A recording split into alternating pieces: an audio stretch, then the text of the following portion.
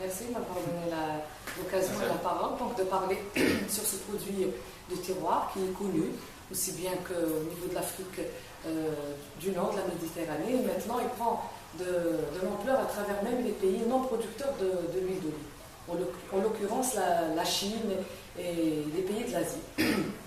Donc en Algérie, il est vrai qu'une minorité d'oliculteurs et d'olefacteurs font des efforts pour produire une huile de qualité. Mais il trouve toujours un obstacle pour exporter cette huile au-delà de notre pays. Mais malheureusement, les mauvaises pratiques, justement, c'est-à-dire qui sont ancestrales chez nous, c'est la récolte. Alors, dans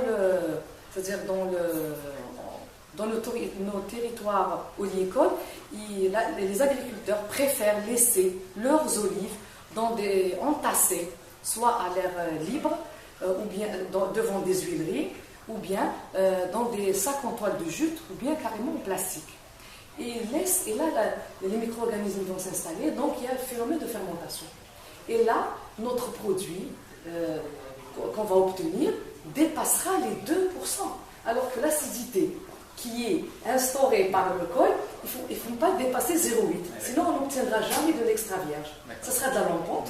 Et une huile d'olive lampante ne pourra jamais être vendue à l'extérieur. Donc, pour avoir une huile de qualité, c'est très facile. Il suffit de respecter l'itinéraire technique. Donc, qui est de la taille de l'arbre jusqu'au stockage du produit fini. Donc, quand on stocke dans des tanks qui sont en inox, l'huile, elle est stable. Parce que l'huile d'elle-même, c'est-à-dire la nature a bien fait les choses, l'huile d'olive est composée de 98% de triglycérides et de 2% de composés mineurs. Ces composés mineurs contiennent les composés phénoliques, les tocophérols, donc ce sont tous des antioxydants naturels qui protègent notre huile à l'oxydation. Bien sûr, il faut des emballages qui sont opaques, tels que l'inox, ça chez le producteur, et chez le consommateur, en général c'est du verre fumé ou bien du plastique alimentaire fumé. L'huile, elle est très sensible à la lumière. C'est ça qui nous manque en fin de compte. C'est facile d'obtenir une huile de qualité.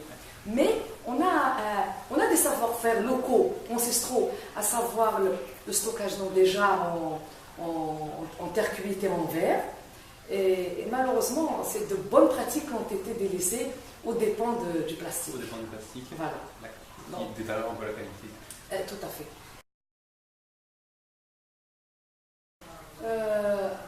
Oui, de nos jours, oui. Pourquoi? Parce que maintenant, les gens, ils ont pris conscience.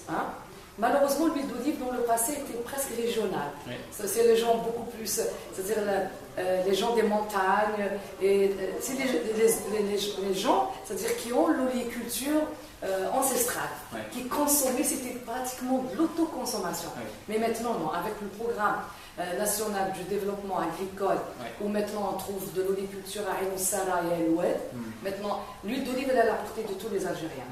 Il y a une certaine catégorie de consommateurs algériens, oui, qui souhaitent avoir l'huile, par exemple, de cheminée.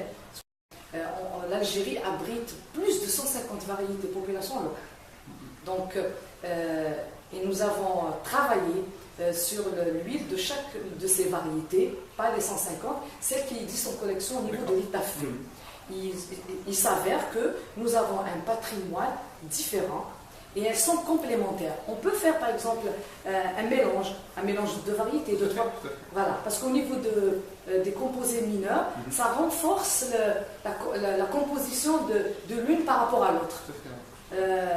L'un de nos résultats de nos recherches, c'est avéré qu'après une analyse statistique, bien sûr, les variétés population à petits fruits, telles que Chimnel, Lemli, à Berkane, c'est des variétés à petits fruits qui ont tendance à être utilisées pour la production de l'huile en Algérie. Et les variétés population à gros fruits, telles que Grosse du Hamma, Arnfès et la Cigoise, elles sont toujours orientées vers l'olive de table. Alors que sur le plan composé mineur, c'est les variétés à gros fruits qui sont plus riches. Donc on peut faire, d'ailleurs même au niveau de, quand on oriente les agriculteurs, quand ils viennent chez nous, on leur dit qu'il faut faire le mélange au niveau de vos oliveraies.